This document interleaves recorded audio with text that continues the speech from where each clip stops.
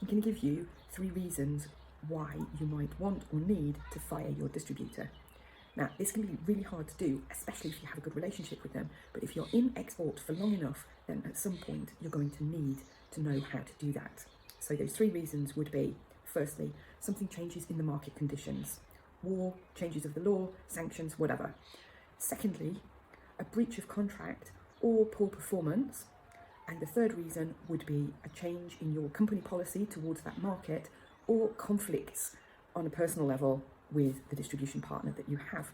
Of course, you're always going to hope for the best, but realistically speaking, you also need to prepare for the worst and know what to do in the case that you need to fire your partner. It's really never fun if you need to fire your partner, especially if it's due to market conditions or potentially force majeure that are actually beyond your control. So think about the war between Russia and the Ukraine. Think about currency collapse, maybe Lebanon or Argentina has been the case in the past, or think about sanctions such as against Iran for certain kinds of products. But you also have things like, I remember Turkey changing the law so that you literally couldn't import one type of product from one day to the next. Important thing is that if it's due to market conditions, don't run at the first hint of trouble.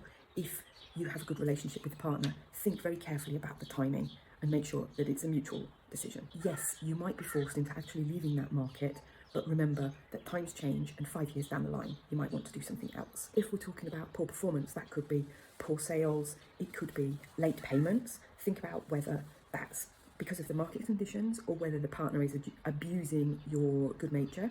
It could be a lack of focus on the brand, or it could be a breach of your company guidelines or your contract.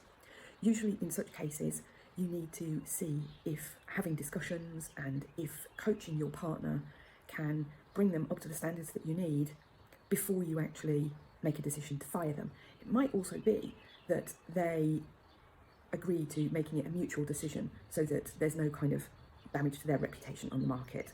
Pulling out of a market due to a change in company strategy or a personal conflict with the partner company is one of the hardest ways to go through.